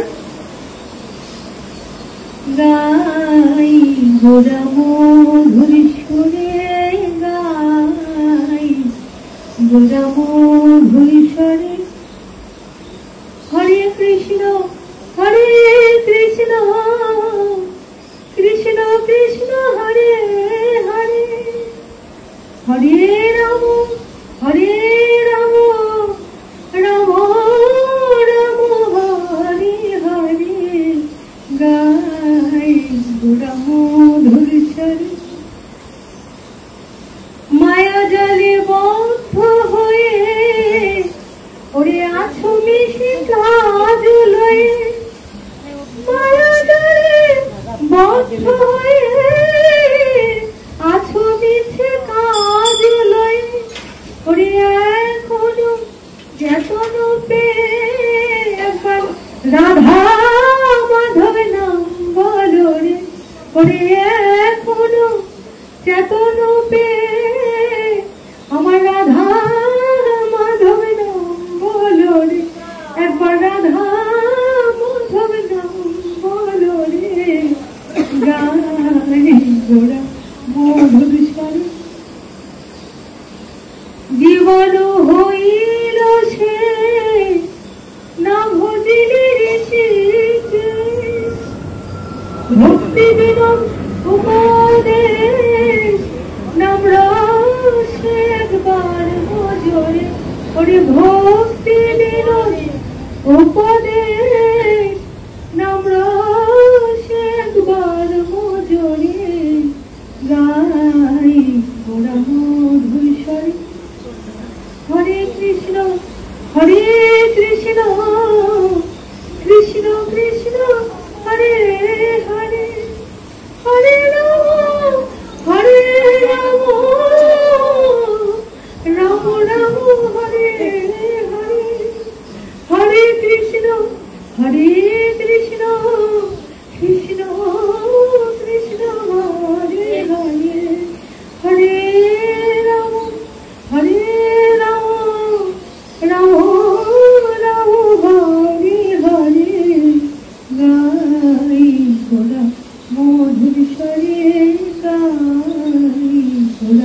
মধুরী শরীর, জয় গৌরাঙ্গের জয়, জয় গৌর ভক্তগণের জয়। কি বুঝালেন? এই যে অভিশপ্ত হলেন, ভক্তরা জানে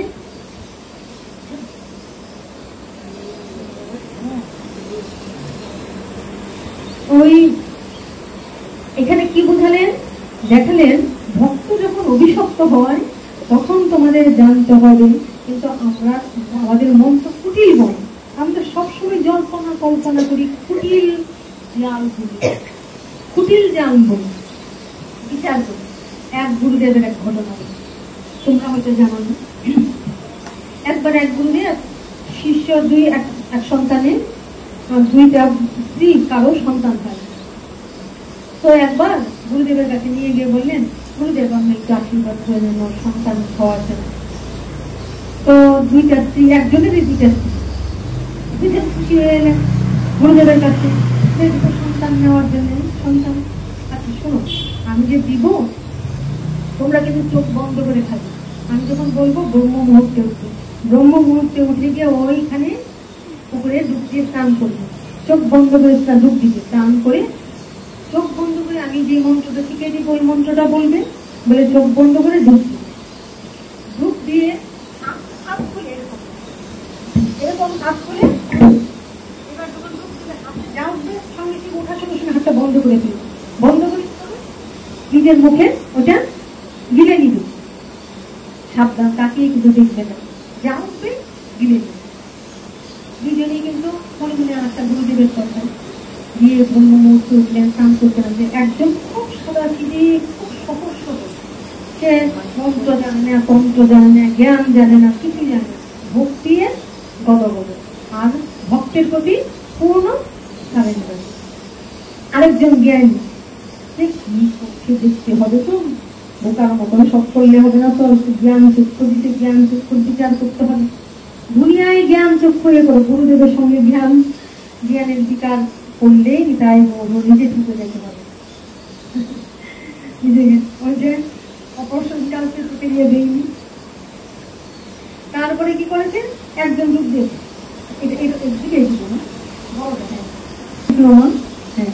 এবার কি হলো, ওই রাধে রাধে শুনুন, একজন হলো বিচার করছে, আরেকজন হলো অন্ধ ভক্ত। এবার দুজনে ডুব দিয়েছে। ডুব দেওয়ার পরে কি হয়েছে, একজন যে ভক্তিমতী,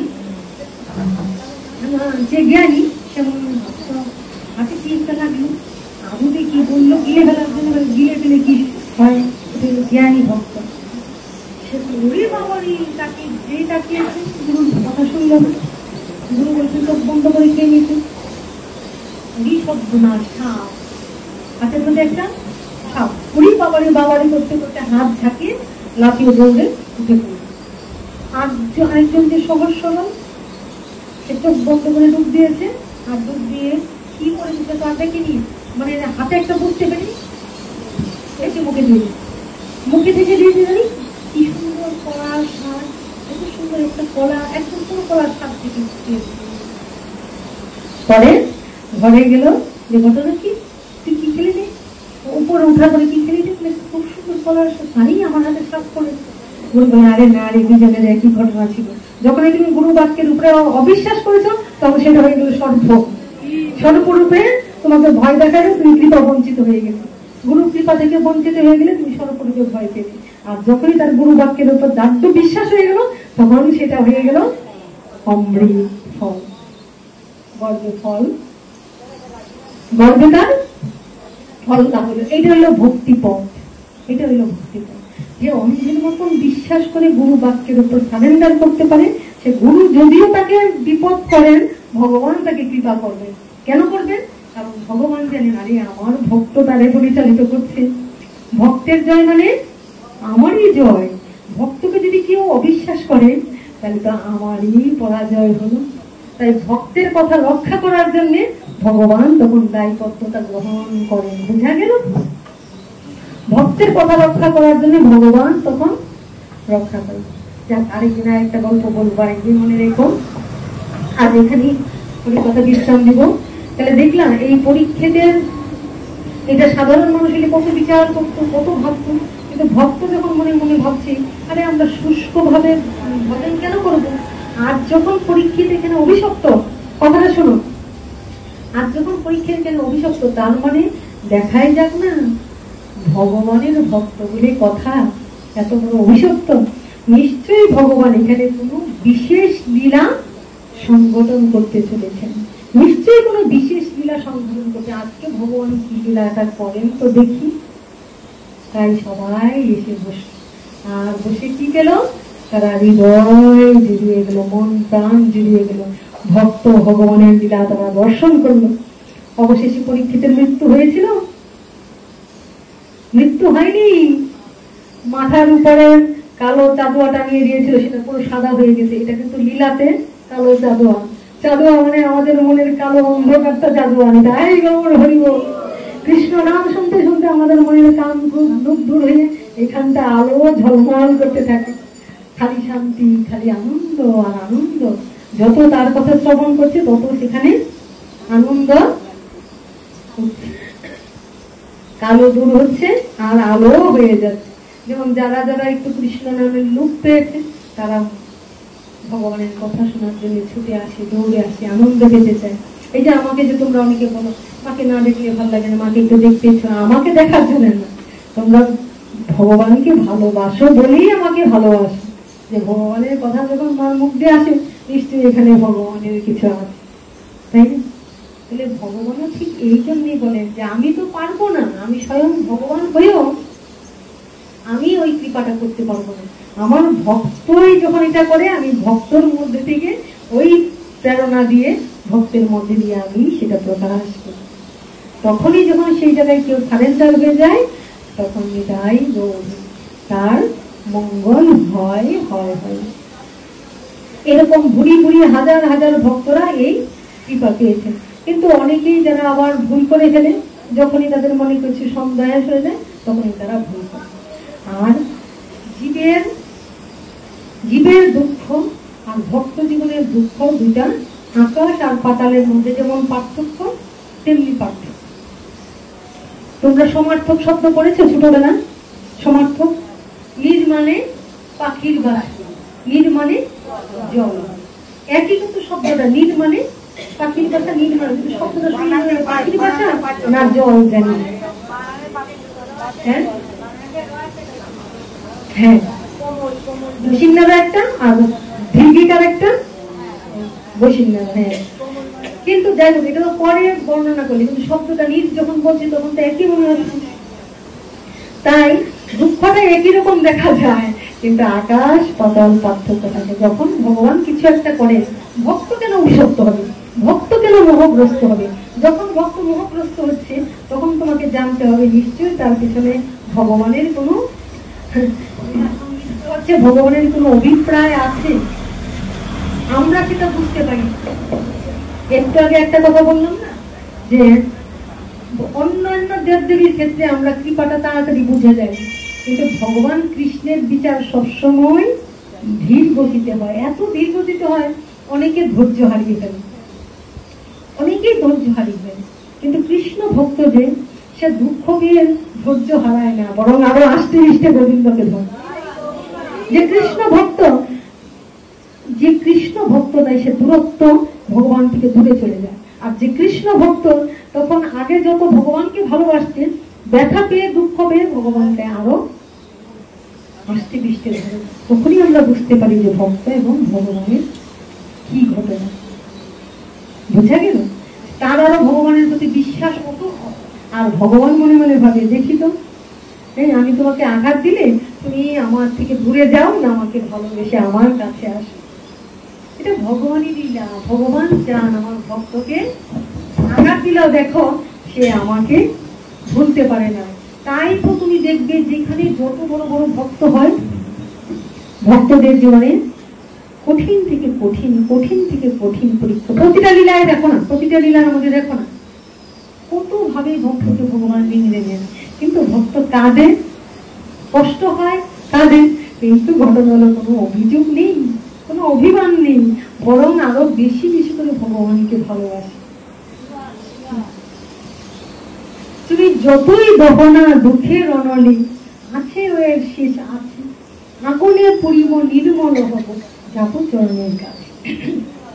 আর তোমার চরণের কাছে যাও, তোমার মনের মতো করে আমাকে সাজিয়ে নাও, এইটাই। শেষে এই চাঁদোয়াটা সাদা হয়ে গেল।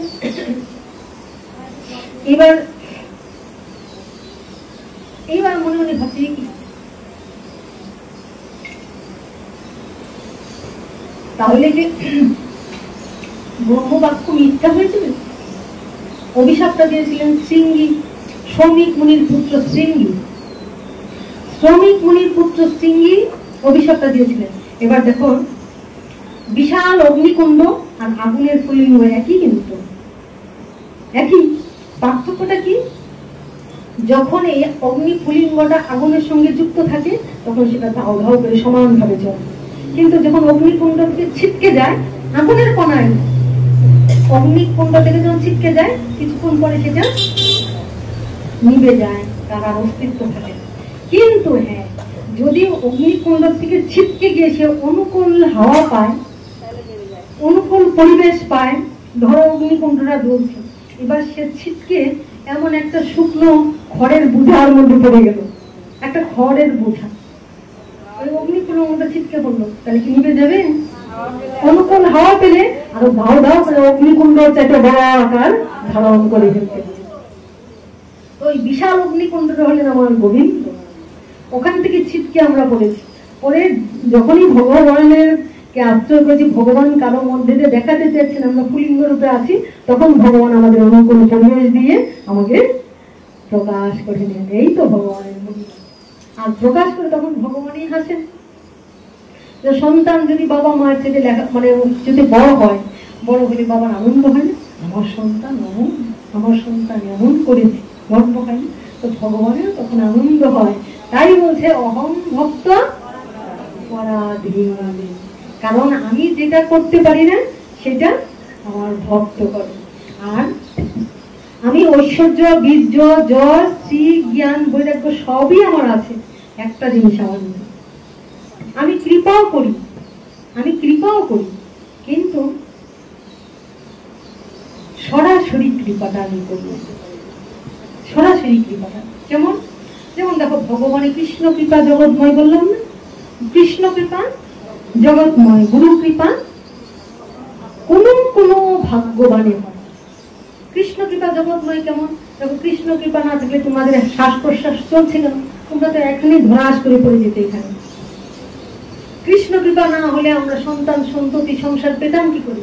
কৃষ্ণ কৃপা না হলে আমরা খাচ্ছি কি করে? কৃষ্ণ কৃপা না হলে আমরা হাঁটছি কি করে, চলছি কি করে, গায়ে শক্তি পাচ্ছি করে? তাহলে কৃষ্ণ কৃপা সবার আছে, আমারও আছে, একটা পোকামাকড়েরও আছে, প্রতিটা জীবের আছে, তাই না? কিন্তু গুরু কৃপা সবার হয় না। ব্রহ্মাণ্ড ভ্রমিতে কোন ভাগ্যবান জীব গুরু কৃষ্ণ প্রসাদে পায় ভক্তি লাভী। ব্রহ্মাণ্ড ভ্রমণ করছে, কিন্তু কোন ভাগ্যবান জীব গুরু কৃষ্ণ, তাহলে সে গুরু কৃপা পেয়েছে কিভাবে? যখন কৃষ্ণ কাউকে কৃপা করেন তখন সে গুরুকে পায়, যখন গুরু তাকে কৃপা করেন তখন সে কৃষ্ণকে পায়। তাহলে গুরু সরাসরি কৃপা করেন, ভগবান সরাসরি এসে এই ভগবানের কথা বলেন না, বলতে পারেন না। আমি কত সুন্দর, আমি তোমাদের কি করি, এটা ভগবান বললে সুন্দর মানায় না। তাহলে ভগবানের ভক্ত বলেন আমার ভগবান এমন, আমার ভগবান এত দয়ালু, আমার ভগবান এত কৃপাময়, জানো আমার ভগবান কি লীলা করেছেন? ভক্তের বদন দিয়ে ভগবানই বলা। আর এই জ্ঞানগুলি লাভ করি আমরা সরাসরি ভক্তের কাছ থেকে। তাহলে ভগবান বলছেন এই যে কৃপাটা পাচ্ছি, এই সরাসরি কৃপাটা ভগবানের বিগ্রহ সামনে আমরা বসে ভজন করছি, কাঁদছি, কৃপা দাও। এখন বিশেষ করে কলিযুগে ভগবান বিগ্রহ থেকে এসে আমার মাথায় হাত দিয়ে আশীর্বাদ করবেন, আমার চোখের জলটা মুছিয়ে দিবেন। ভগবান আছেন বিগ্রহ, তথাপি ভগবান কিন্তু এই কৃপাটা আমাদের করবেন। আমি যখন ভগবানের কাছে কাঁদবো বা ভগবানকে ভালোবাসবেন, একমাত্র গুরুদেবী আমার চোখের জল মুছিয়ে দিতে পারেন। গুরুদেবী কৃপা করলে করতে পারেন, যা তোর কৃষ্ণ কৃপা লাভ হোক। হ্যাঁ, তাহলে ওই কৃপাটা একমাত্র গুরুদেবী করতে পারে। এইভাবে ভজন করো, এই পথে যেও না, ওই পথ দিয়ে যাও, এটা করো না, ওটা করো, এটা ভুল। এটাই গুরুদেব শাসন করবেন, শাসন করবেন গুরুদেব, সোহাগ করবেন গুরুদেব, আদর করবেন গুরুদেব, আঘাত করবেন গুরুদেব। এইভাবে কৃপার যোগ্য করে আমাকে প্রসাদ রূপে তৈরি করে তাই গৌর হরি আমার গৌর গোবিন্দের চরণে আমাকে প্রসাদ রূপে পাঠিয়ে দিলেন।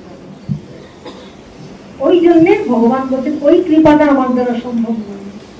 আমি যদি ভগবান হয়ে কারো দুয়ারে যাই, কারো কাছে যাই, মানুষ এমন মুহূর্তের মধ্যে ভগবান মনে করে আমাকে নিয়ে মাথায় তুলে ফেলেছে, আবার 19 থেকে 20 হলে ভগবানকে ভূত বানিয়ে ফেলতে পারবে। তো এই ভগবান করে নাই, আমার মহাপ্রভুরে পান্ডাকে শেষ করে দিয়েছে না? স্বয়ং ভগবানকে তীর মেরে ব্যাস কি করেছিল, পরে কেঁদেছিল। তাহলে মানুষের সামনে ভগবান উপস্থিত হতে রাজি নন, কিন্তু ভগবান বলেছেন আমার ভক্ত মান অপমান দুঃখ আঘাত সব তুচ্ছ করে অক্রুধপরমানন্দ নিত্যানন্দ রায় অভিমান শূন্য নিতাই নগরে বেড়ায়, যারে দেখে তারে নিতাই দন্তে তিন ধরি, বলে আমার কি নিয়াল ভজ গৌর হরি। তোমরা ভজ গৌর হরি হে, তোমরা ভজ গৌর হরি হে, বলে আমার কি নিয়াল ভজ গৌর হরি। তাহলে এই কৃপাটা কে করান?